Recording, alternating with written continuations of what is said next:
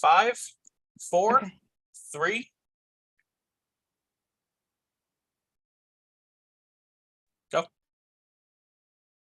Good evening, everyone. My name is Maureen Knowlton, and I'm the Director of Curriculum for Millis Public Schools. I'd like to welcome everyone from the Millis community here tonight to watch our middle school principal interviews. I hope that there are many parents and caregivers and community members out there because we do value your input into this important decision. Our first candidate tonight is Anna Hurley. Anna is currently the principal of the Wellesley Middle School. Welcome, Anna. It's nice to see you. Hi, thank you. Our focus tonight for people who are watching is to give them a chance to get to know you, a sense of who you are as a person and as a potential principal of the middle school. I have some questions for you. Some of them were submitted by community members. We will try to address themes and topics that are of interest to the middle school community and families. So first, I want to give you an opportunity to introduce yourself, to tell us a little bit about your background and a bit about yourself. Great, thank you. And I'm sorry that I interrupted you. I'm an assistant principal right now, and Assistant principal. I'm sorry. Thanks for aspire to clarifying go that. Yes, but I you're right. don't want to misrepresent myself. Anyway, thank you so much to everybody who's tuning in tonight and also who might be accessing this video down the road. I am Anna Hurley, and I'm very excited to be here. I am a mother of 4 kids, first and foremost. So I am a middle school parent, like many of you. My oldest is 15. He's a freshman. I have an 8th grader who's 14, a 6th grader who's 13, all boys. And then my daughter is the youngest, and she's in 5th grade, and she turns 11 tomorrow. So that's super fun stuff in our house. And one of the things I love about being a middle school educator these days is that I am finally a parent living and breathing the same experience as the parents and the kids that I work with so much. So it's really fun to finally be at this place and time. A little bit about my background. I thought I wanted to be a pediatrician, so I was pre-med at Emory for my undergrad, and then I came back and did a master's at Harvard in cognitive neuroscience, and then I did 2 more master's degrees in the field of education, trying to get better at my craft. So I've studied like being a student, you can tell, but done a lot of work to be a better educator. My first 5 years of teaching, I was working at the high school level teaching science, and for the past 20 plus years, I've been working with middle school students. Most recently, I was working at Dover Sherburne for 18 years. And this year I've been at Wellesley Middle School as an assistant principal. And I'm sure I'll talk about that later. I also just want to share a little bit about myself, that I grew up, part of what draws me to Millis and why I'm so excited about this position is that I grew up in a really small town. And I'll be really honest and vulnerable that I'm 46 and I graduated from high school in 94. And so back in the 90s for my high school years, I graduated from Manchester High School. It was a junior senior high, and it was very, very similar to what Millis middle school and high school looked like. So it was one building that had grades 6 through 12. And I graduated with a group of 41 other students. It was before it was Manchester regionalized with Essex. So we all played the varsity sports as 8th graders, and we shared the lunchroom. And I think that Millis reminds me a lot of my own small school upbringing. And that's part of why I'm so excited about this particular position. So those are just some highlights for me, and I'm happy to answer some more questions. Well, that's great. Thank you. Anna, how would you describe your style as a leader and a potential middle school principal? Briefly describe your philosophy of middle school education and how you would establish relationships with students. Thank you. As a leader, I feel like I'm very collaborative. So I really like to make decisions with people. There are lots of different stakeholders and lots of different decisions. So not everything is always consensus building, but it's important to hear all of the different voices and opinions to make sure I'm mindful of my blind spots.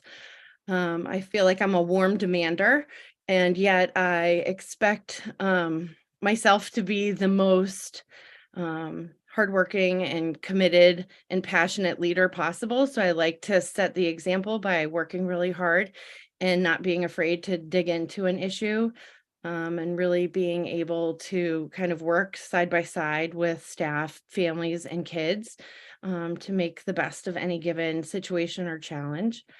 Um, Relationship building with students is huge. As we know, a sense of safety and belonging is the most important thing, for a student to be able to learn. And so building relationships of trust and compassion and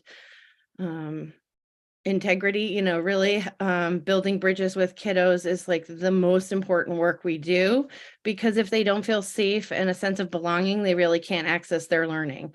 So I really like to take time to get to know students, which is crazy because at Wellesley Middle School, we have 1,000 kids and I have 500 that I'm especially responsible for in 6 different teams. So even with the large numbers, I really find it very, very important to know kids by name and to recognize their interests so that they know that they're not just a student passing me by, but they're a person that, I'm showing up to work for each and every day. And then I truly am committed and invested in their success and their learning and their sense of joy in being in the school. Right. So as you noted, our school and district is very small in comparison to others, and that sometimes brings its own specific challenges. What do you see as a challenge that might come with being a small school, and how might you address that? Sure. So being in a small school, folks have to wear a lot of different hats to meet all of the different needs and demands of a school. But I also think it calls for a lot of creativity, because you don't necessarily have different people for each different task. So a lot of times, as a leader, you might 1 minute be a janitor, and the next minute you are computer tech, and the next minute you're a counselor, a parent on site, local parentis or something. So there's just lots of different hats that folks have to wear. So I think, I'm giggling because I'm excited to be here, but also it just takes a sense of humor to kind of roll with the punches and be able to step up and step in wherever it's needed. I think that it's a challenge to have a small school with, a limited number of folks to meet the needs of all the different kiddos. And yet I feel like it's a huge opportunity because you're also very nimble. So folks are on the ground, able to make decisions and able to implement ideas and creative solutions in real time. So I think, there's a plus side to everything. So, given our current fiscal concerns that have been raised this academic year, what is your experience working with a limited budget, and how do you determine priorities and spend those limited funds wisely? So I've always felt that budgets are really a way that we live our values. And so where our attention goes, the money will flow. And so I think it will be really important for us to be mindful of what is best for our students to feel that sense of safety, security, and belonging, and then also to then look towards their ability to learn and achieve. So I think that, the first and foremost task for us is to make sure our kids are safe and healthy, and then to help them each kind of grow with their own sense of personal achievement and excellence. So I really feel like in terms of budget, we're supporting the critical needs of all of our kids, but then also looking at how are we really teaching and learning and making sure that we're doing best by the students. So middle school is a time when children try to become more independent, and they might put some distance between themselves and their parents.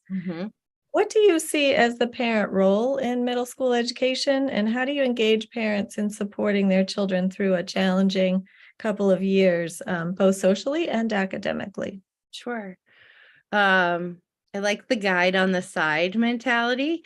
Middle school, I love, and I've spent 20 plus years working with this age group because I feel like they're playful and joyful and yet trying on lots of different personalities.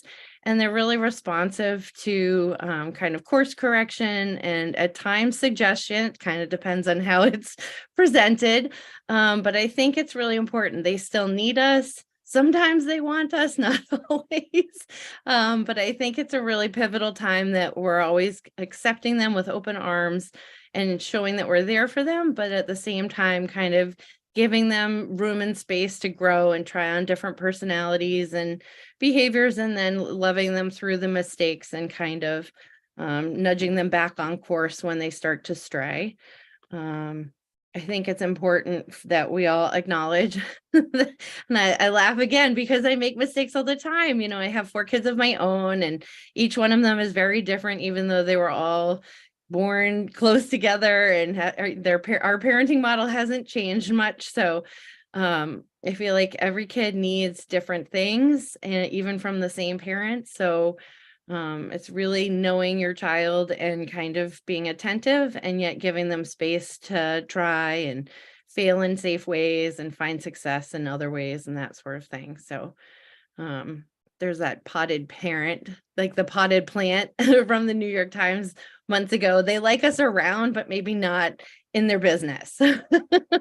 So they like us in the room if they need us, but most of the time they just like us over there.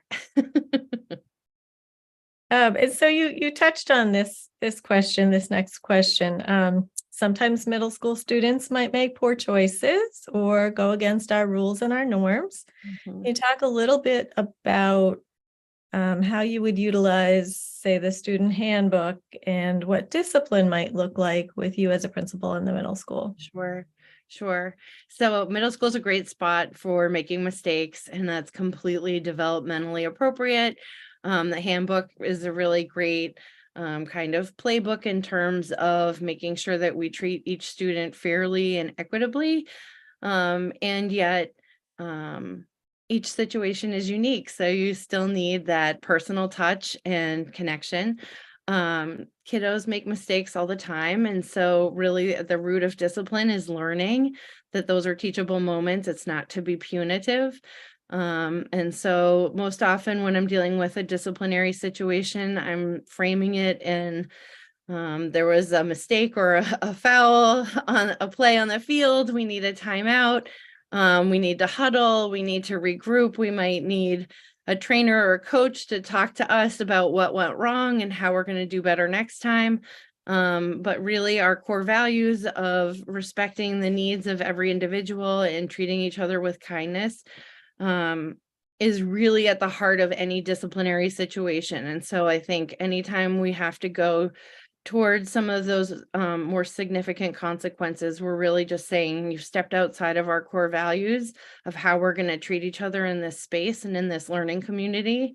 And we're going to have like a timeout. We're going to take a break. We're going to reflect, and then we're excited to welcome you back. So I feel like that process can be very restorative and make reparations, because we're really not interested in shaming children. We're really interested in kind of marking the moment and then teaching them and coaching them through that moment when it comes to discipline. And I feel like it's really important for parents to also understand that, you know, our kids are extensions of us, but they're unique individuals. And you know, if they make mistakes, that's completely okay. And it's a judgment-free zone, and that we're all kind of in this collaborative growing of independent learners together. So I feel like it's important to keep the channels of communication open and have conversations. A lot of times discipline, we talk it through before anything is assigned and determined, because it's important that we're all kind of giving the child the same message that we believe in them and they can do better, and we're going to help them with that. Thank you. And following up on that, accusations of bullying and cyberbullying happen in the middle school. So this is kind of a 2-part question. Could you speak to how you might handle a situation such as, you know, a bullying accusation, and what might be some things you might put in place to be proactive and try to reduce, incidents of bullying and hate speech and overall negative behaviors so that we can build our culture of acceptance and belonging. Thank you. So I think it's important before things happen to kind of get the messaging out of, what is acceptable behavior, what is expected behavior. Talking, our kids these days have heard a lot about bullying and cyberbullying, and yet I think it's really important to review it every year to make sure kids are clear on, they use and throw the term bullying around often. So I feel like it's important to make sure we all have a common understanding. And that snitching, if it's an issue of safety, it's not snitching, and having a culture of it's okay to talk to a grown-up if you're in a situation that doesn't feel right or you're not sure what to do. I think it's really important for us to constantly message kids that that's not snitching when a friend is in danger or a situation has gone sideways. So I would say proactively, we're going to make sure that kids feel comfortable coming to us and asking for help and with questions. But then in terms of an actual bullying scenario, I find it very important to talk to as many parties as involved. So I try to, do an investigation where I'm speaking with the student, learning firsthand, what their experience has been, talking to students that might be a witness, talking to, there's always two sides to every story. So also talking to the folks in question. There's lots of different ways the situation can be bullying. I think we often default to there's the instigator mean kid that is like a bully, and then somebody's getting picked on. And I think what we're finding more often is all those bystanders, even with a little comment here and there on a group chat or something, like those situations can be bullying when it's repeated and there's a power differential. So I think bullying is a very complex and tricky situation. Outcomes of a bullying investigation, most often I'm looking for a safety plan so that the student who feels hurt and impacted by another student feels safe and comfortable so that they can get back to learning and feeling comfortable on the school bus, on the fields, in the cafeteria, that sort of thing. So first, mindful of the victim's needs. But then also, a lot of times we tend to wrap around a lot of services for the victim that something awful has happened to them or they've had a really difficult experience. But I think it's also important to add in layers of support for the bully. Oftentimes the bully or the perpetrator of hurt has been hurt themselves. And so I think it's important to pull in our counseling staff and adjustment counselors to try to unpack where that aggression is coming from so that we can really change the flow and the dynamic.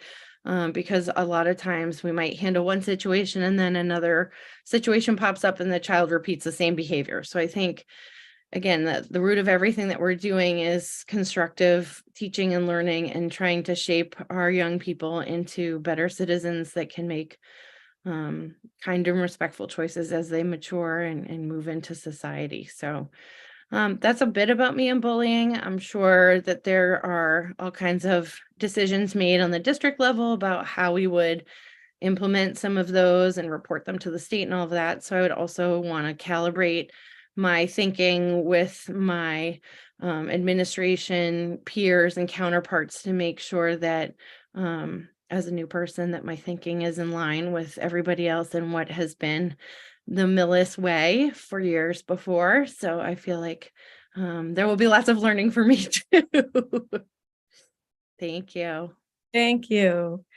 Could you talk a little bit about your experiences in supporting students with disabilities and English language learners? How have you engaged these children as part of the cohesive academic and social environment so that they feel a sense of belonging? Yeah. Maybe share some of your successes in that area.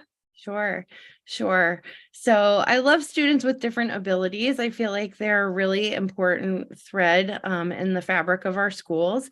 I feel like everybody is important and belongs. And the diversity and the range of aptitudes and interests is what makes us stronger as a community. And so I feel like it's very important to find different ways to let all of our children shine. and be included. I think the inclusion model of having kids with different abilities is really important, not just for kids to be at home with their families and in their local community schools, but also with their peers, and also just to provide different ways of engaging with their peers. It's really important for all kids to feel that sense of belonging, but then also helping and supporting each other. Everybody has different gifts and talents. One of my own kiddos has dyslexia and ADHD, and so we've navigated the IEP process. I've been a 504 coordinator. ELL students, we have a tremendous number of EL students in Wellesley right now, and it's just fantastic. The different experiences and all the different cultures, the languages, like it just makes us better and richer, because it really improves our worldview that we're not all the same, and that the things that make us similar and different can really benefit everyone. So I think it's important to recognize that while it's nice to be with peers that have a lot in common with us, it's also really wonderful to be with students and families that bring a variety of different experiences and backgrounds together. I think a big piece of helping our kids move forward from the pandemic and some of the mental health stuff is really a sense of being needed and being able to help other people. And so I feel like by including different learners and different abilities, that we all have the opportunity to lean on each other in different ways, and be role models for each other, and just being open to everybody's different experiences. So I feel like it's really, really wonderful to have some diversity and aptitude and ability, and to share different cultures together. I feel like we all have things to learn from each other. Yeah, so I think it's just what makes us juicy and fun. Yeah, thank you. Great, thank you.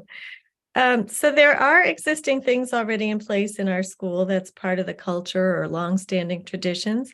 How would you come in as a new principal and honor those traditions, yet also bring in some new ideas to help the school culture grow?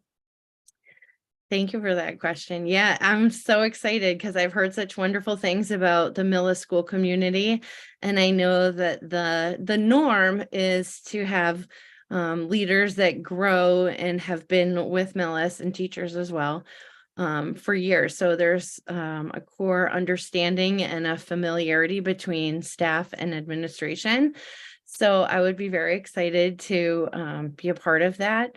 I think based on the pandemic, and then the fact that the middle school will be on their fourth principal in, I think, 4 years, I really feel like it will be very important for me to be a good listener first, and to make space for everybody to kind of decompress from all of that rapid change and a lot of unexpected things. That being said, I feel like it's going to be really important for me to get to know the staff so that I can support them. This current budget cycle and all of the unknowns and uncertainty, we can think back to the pandemic. Uncertainty was probably the most challenging part of, we didn't know what it was going to look like next.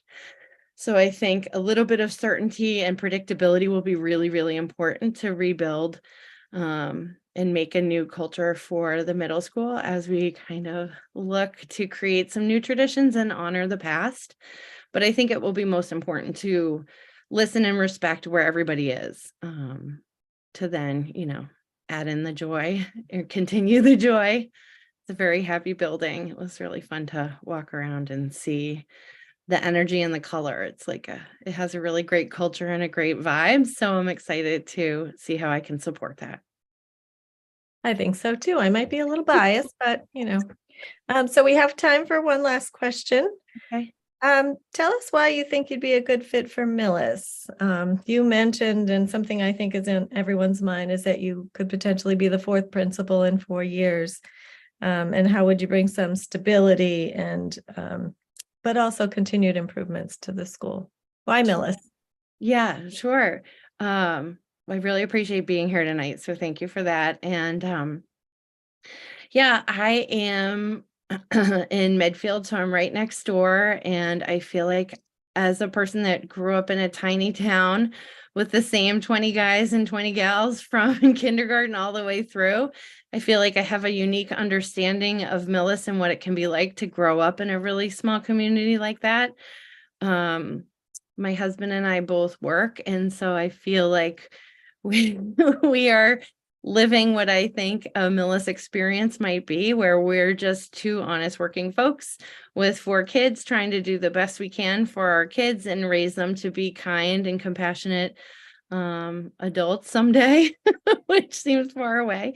But I would really love the opportunity to be at Millis. It feels like a town close to my heart. It feels similar to Manchester of many ages ago. I think Manchester right now is a little different than Manchester in the 90s, but I feel like I could really dig in and get to know families and kids and teachers and make a longer term commitment to Millis Middle School that feels really exciting. I am a doer. I am the oldest of 4 girls, and so I like to dig in and do good work. And so this particular position is really exciting to me because I would be able to help with scheduling and MCAS and teaching and learning and innovation and special ed and discipline, like all the different hats. And that's been the most engaging part of my transition from teacher in the classroom to being a building administrator, that no every day looks different. No matter how many plans you make, it looks different than the plan. And it's just really invigorating and engaging. So I feel like this position has it all. And I'm just excited to be considered. So I'm super grateful and thank you. Great. Well, thank you so much for joining us tonight, spending some time with us, letting the community get to know who you are, and get to know you a little bit better. Is there any last words? Anything you wish I had asked you? No, I'm sorry if I talked really fast. I'm excited to be here. And yeah, this process has been an honor and a privilege. And I hope to serve your community well for years to come if I'm the right fit. So thank you so much. All right. Thank you. Thanks for joining us tonight. Thank you.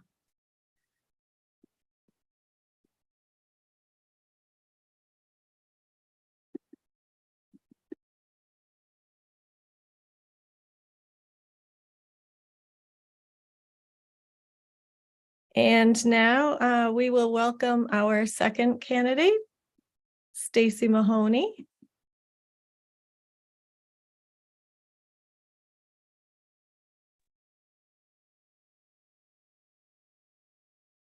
Hi, Stacy. Hi, Maureen. How are you? I'm well. Thank you for joining us tonight. This is Stacy Mahoney. She's the current assistant principal at Trottier Middle School in Southborough. It's nice to see you. Stacy, our focus tonight is for people who are watching to get to know a little bit about you and get a sense of who you are as a person and potential principal of Millis Middle School. I have some questions that I'll ask you. Some of them came from our Millis community, and we'll try to address the themes and topics that are important to our parents and caregivers. Sounds great. So first, I would like to give you an opportunity to introduce yourself and tell us a little bit about your background and experience. Thank you for being here tonight. This is a wonderful opportunity. Just a little bit about myself. I've actually been in education for 17 years, and throughout those 17 years, it's been all middle school. So I started out right out of undergrad as a Spanish and French middle school teacher at Watertown Middle School, and I did that for 3 years. Ultimately, during that time, I went back to school to get my master's in education, in school counseling, and had the opportunity to kind of move into a counseling position at Watertown Middle School, where I was a guidance counselor for 11 years. As Maureen shared, I am currently an assistant principal at Southborough, in Southborough, Trottier Middle School. And I've been there for 3 years. I had kind of a unique start to my leadership experience there. I had a mid-year transition and actually started just a couple of weeks before the pandemic closure of the school. So certainly was an interesting start, but gave me some really good experiences. And that's kind of what leads me here to be here tonight. I saw the Millis Middle School principal posting. I researched the school and looked into the idea of the shared vision. And I looked at the motto of small school, but big family. And that really resonated with me. And then when I had the opportunity to visit Millis Middle School last week, I really was able to kind of see that motto in action. And I just appreciate the opportunity to be here tonight and share a bit about myself. Great, thank you.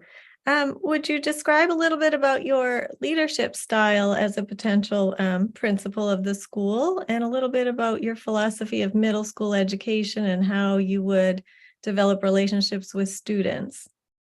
Sure. So my leadership style, I think, is pretty ever changing, but I have had the opportunity to have a number of pretty inspiring mentors in my experience throughout the 17 years of education. So whether that was through Watertown Public Schools or my current district, Northborough, Southborough Public Schools, really had that opportunity to learn and grow. And just kind of the importance of creating that shared vision, as I mentioned prior, and making sure that I communicate what that vision is, because ultimately my goal as a leader is to create a safe and supportive environment for our students, our faculty, and families in the community. So, some aspects of the mentors that I've had the opportunity to be around are just the ideas, having strong communication skills, making sure that the communication skills are that I'm clearly communicating, of course, being a good listener, and then also sounding board. Also, I would say outside of the box thinker, sometimes kind of a creative thinker. Those are especially important in a middle school experience, and certainly action oriented. And then lastly, I'm always seeking feedback. I think it's important for me to, as a leader, to be able to identify how effective I am in my leadership by getting that feedback just from students, from faculty, and other stakeholders. So ultimately, I aspire to be very similar to the mentors that I've had the opportunity to be taught by. And then just in terms of middle school, I think it's so important, especially at this age, to create relationships with our students. Students really want to see a middle school leader as somebody who they can identify with, somebody who's approachable, and somebody who they can relate to. And so some of the things that, currently do that are pretty kind of commonplace are just making sure visible throughout the day, being in classes, of course, greeting the students in the morning, and then again in the afternoon when they're leaving, being in the cafeteria for lunches. But one of the opportunities to kind of work with students is I actually have an 8th grade leadership elective, and that's a really nice opportunity for me to connect with students on a different level, kind of hear their voice and allow them to make decisions and speak for the student body. And then I think lastly, being able to, as I shared with that leadership elective experience, I also have 6th grade lunch bunches, and that's a really nice opportunity for me to get to know our 6th graders, get to know our students. One of the things that I feel like cannot be underestimated is when you know a student by name and you're able to really have a conversation with them, and you can just see their smile from ear to ear, and they really feel like they belong in that school. So I think that's part of my philosophy and leadership and working with middle school students. Thank you. As you know, Millis is a small school, a small district in comparison to others, and sometimes that comes with some challenges. What do you see as one of the potential challenges, and how might you address that? Sure. So definitely, small school, big family, but there are challenges that come with working or leading in a smaller school or district. Of course, I think funding is probably what's on the forefront of my mind around that. I think that just not as much opportunity to have access to different resources. So I think that that's definitely part of one of the challenges. I think also kind of feeling the impact of funding at times. So for example, obviously we know there's inflation and also increase in tuition for out of district students, and a smaller district would really kind of feel the impact of that probably much more than a larger district. I think potentially another challenge is kind of less opportunity for staff to communicate with one another. In a smaller school, they may not have kind of a job alike, and so that horizontal kind of alignment and in terms of having that opportunity to collaborate and calibrate practices is something that may not be able to happen. So, obviously there are challenges within a smaller school and district, but also a lot of opportunity there. So you led a little bit right into the next question. So given our current financial concerns raised this academic year, what's your experience working with a finite budget, and how do you determine priorities to spend limited funds wisely? So that's definitely, it's a challenge, certainly a challenging budget year this year, but I think part of identifying priorities is really working collaboratively with all stakeholders, the administrative team, school committee, to ensure that there's a consistent idea of what the priority is for the district, really looking at what the student needs are currently and how to address those needs in a way that feels data-driven, systematic, but also fiscally responsible. So I think, that's definitely a big part of that philosophy in working on a more limited budget. But of course, really identifying also, especially at the middle school level, I should say, identifying what are some of the changes at the elementary school, and if potentially some of those changes, say, for example, the literacy curriculum over at the elementary school, if that ultimately might impact the middle school, we have to look at that in the future as well. So I think it's really all about that collaboration between the buildings within the district and other stakeholders. Great, thank you. So middle school is a time when children become more independent and might try to put some distance between themselves and their parents. What do you see as the parent role in middle school education? How do you engage parents in supporting their children through some challenging years, both academically and socially? Sure, middle school is definitely a very complex time, especially now, post-pandemic, we have students experiencing, mental health crises and other aspects of their lives or development that they may not have seen even prior to the pandemic. So of course, parent engagement is critical. And we know that parent engagement, engaging parents in their child's education really does have such a positive impact on their child's learning experience. Certainly ways to be able to engage with families would be some of the more typical ways: regular communication, whether that's weekly newsletters, using social media platforms, partnering with like the PTO or the CPAC, just to continue to build those relationships, and also ensure that the families kind of feel as though there's a familiarity and trust with the school and the school leader ultimately. I think also some of the events that we already have in place, for example, parent-teacher conferences and curriculum nights and other school events, concerts, sporting events, extracurricular activities. It's so important to really engage with the families around those opportunities as well. And then I think lastly, especially because middle school is such a complex time in our students' lives, potentially parents may not know exactly how to support their child in their education.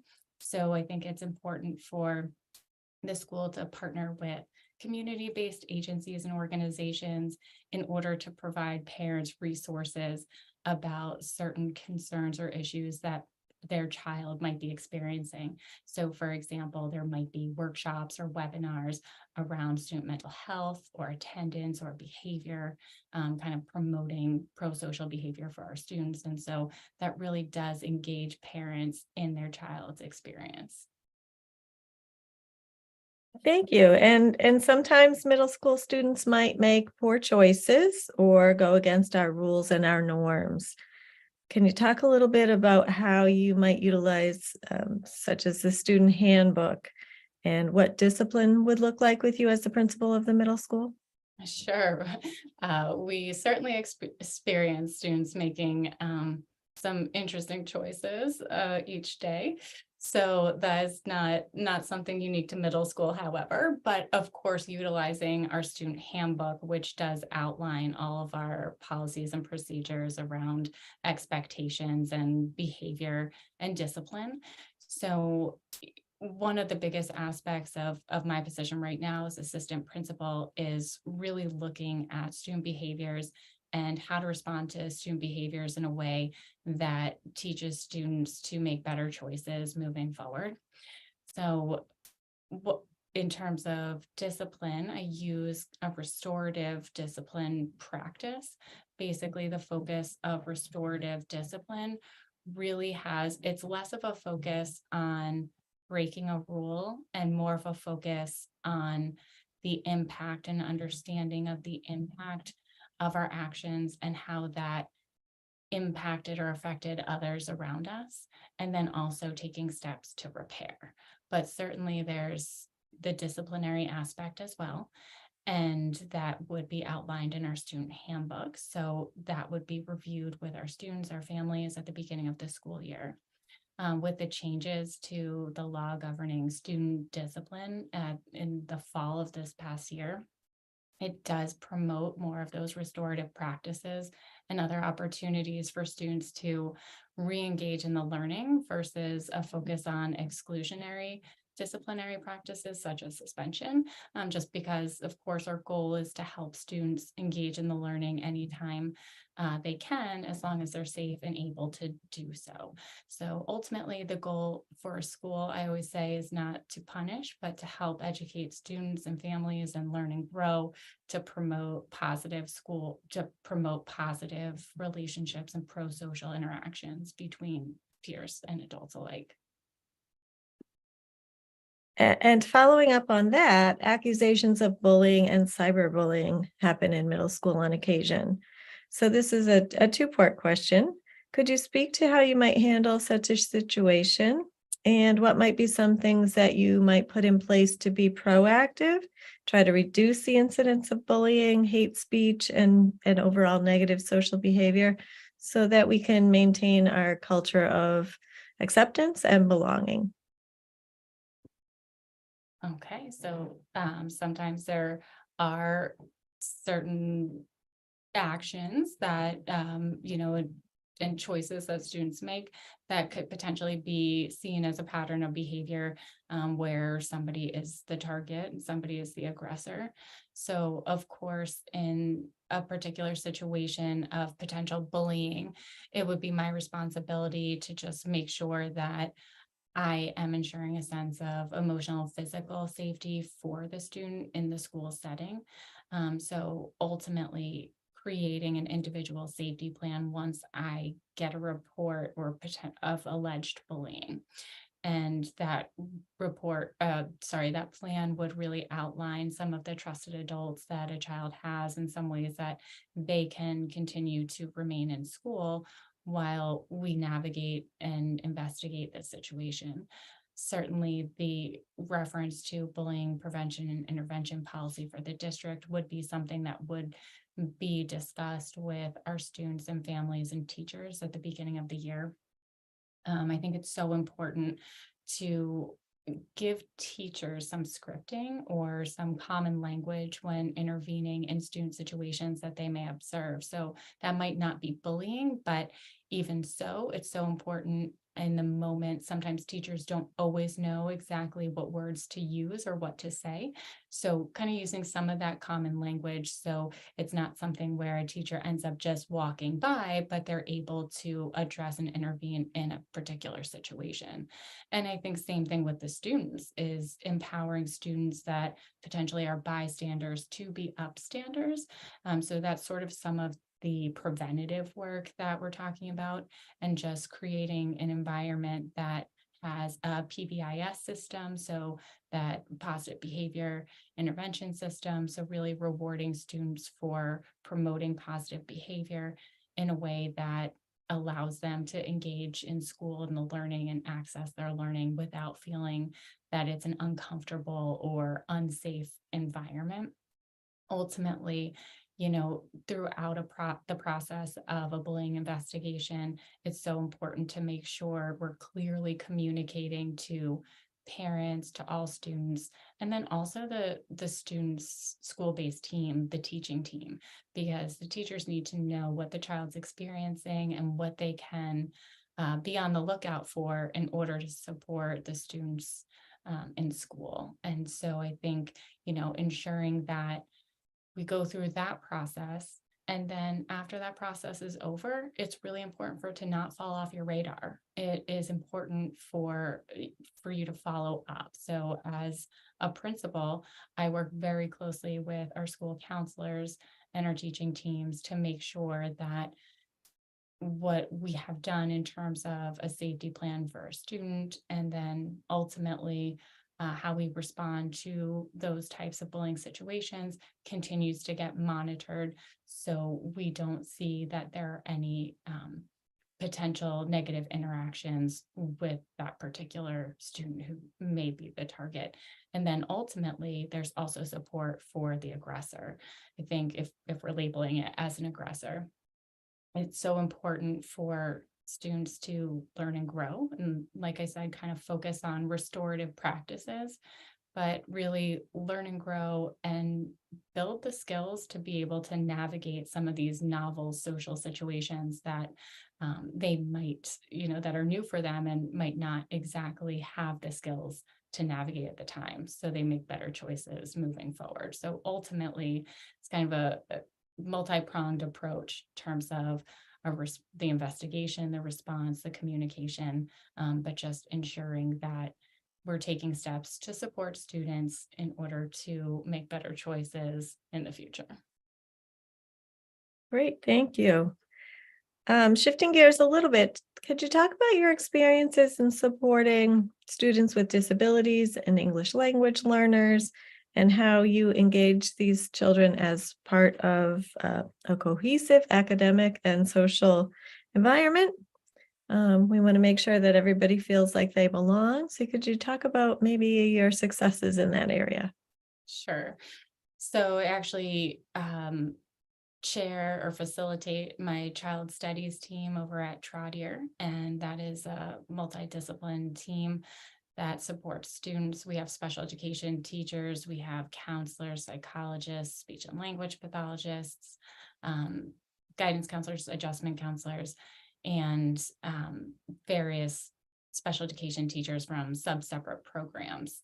Throughout that time, we really talk about, we use data to inform our decisions in supporting students, but ultimately with the goal of recognizing that all students, regardless of learning profile, have access to high quality instruction and rigor, and really use frameworks such as UDL to provide those multiple means of engagement, representation, expression for students to be able to have that idea of that firm goal, but flexible means.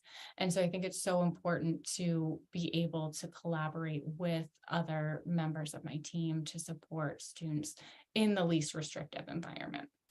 One of the things that I started doing this year is really looking at our early warning indicator system data.